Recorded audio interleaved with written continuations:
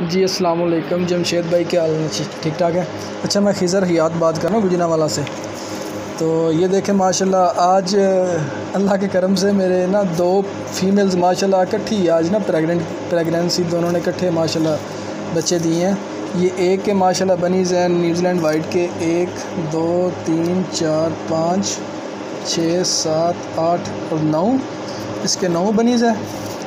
और दूसरा वो सामने एक मैं आपको दिखाता हूँ वो भी। और दूसरी अल्लाह अल्लाह के फजल से ये है जिसमें ये माशाल्लाह 5 बच्चे डिलीवर किए हैं। जिसमें दो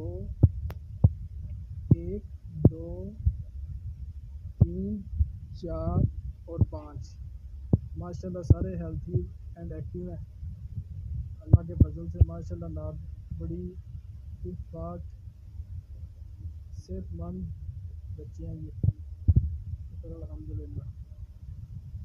ये जमशेद भाई नोट कर लीजिएगा। माशाल्लाह दो इकट्ठी आज ना दोनों इकट्ठी मैंने अभी देखी है, तो दोनों इकट्ठी ने माशाल्लाह ना बच्चे दिए हैं।